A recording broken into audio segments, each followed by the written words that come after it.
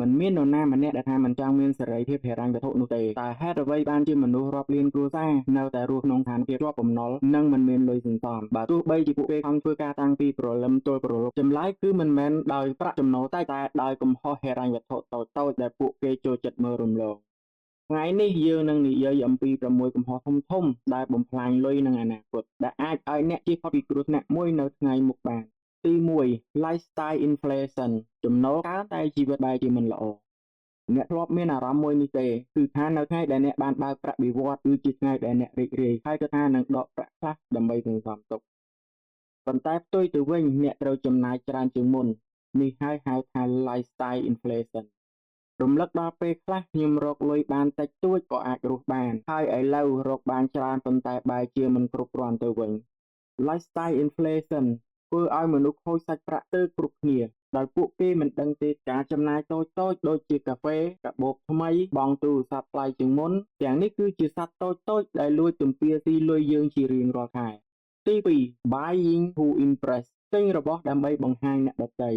យើងរស់នៅក្នុងសង្គមសពថ្ងៃដែលមនុស្សជាច្រើនកំពុងប្រើប្រាក់លើរបស់ដែលពួកគេមិនចាំបាច់ដើម្បីឲ្យអ្នកដទៃគិតថាគេល្អនិងអស្ចារ្យដូចជាការដេញសេរីទូរស័ព្ទថ្លៃៗបង់រំលោះម៉ូតូឡានលេងម៉ូដសម្លៀកបំពាក់ម៉ាកល្បីៗ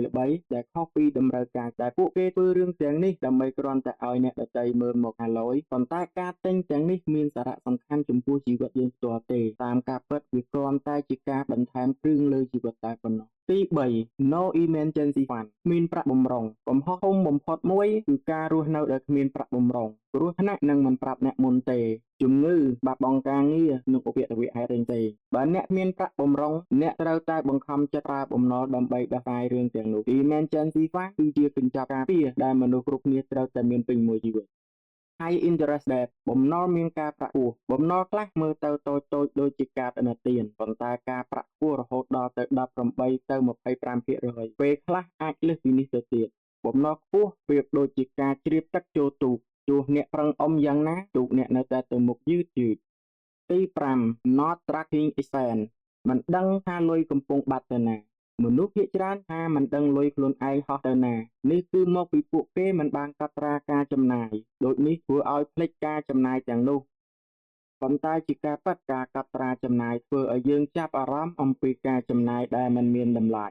ផ្ទុយទៅវិញបើយើងបានកត់ត្រារាល់ការចំណាយនោះនឹងធ្វើឲ្យយើងមានស្មារតីប្រុងប្រយ័ត្នមុននឹងចំណាយលើអ្វីមួយ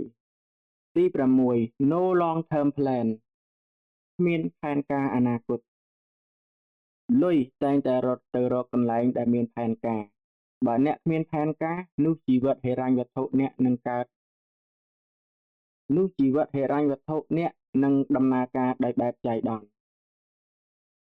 ដើម្បីដោះស្រាយឲ្យបានល្អអ្នកត្រូវបង្កើតគោលដៅឧទាហរណ៍6ខែបង់បំណុល1ឆ្នាំបង្កើត Emergency Fund 3ឆ្នាំបង្កើតការវិនិយោគតិចតួច5ទៅ10ឆ្នាំទិញផ្ទះទិញទ្រព្យ15ឆ្នាំទៅ20ឆ្នាំសេរីភាពហិរញ្ញវត្ថុគោលដៅច្បាស់ជីវិតច្បាស់ចង់ផ្លាស់ប្ដូរហិរញ្ញវត្ថុអ្នកចូលកុំចាប់ផ្ដើមធំពេកចាប់ផ្ដើមតែ3 1កត់ត្រាការចំណាយជារៀងរាល់ថ្ងៃ2កាត់ចោលការចំណាយដែលមិនចាំបាច់10ទៅ20% 3ចាប់ផ្ដើមបង្កើត Emergency Fund មួយខែម្ដងតាមលទ្ធភាពដែលអាចទៅរួចរឿងតិចតួចប៉ុន្តែជាគន្លឹះនាំអ្នកចេញពីបំណុលកែលម្អការចំណាយឲ្យបើកវាទៅកាន់សេរីភាពថ្មី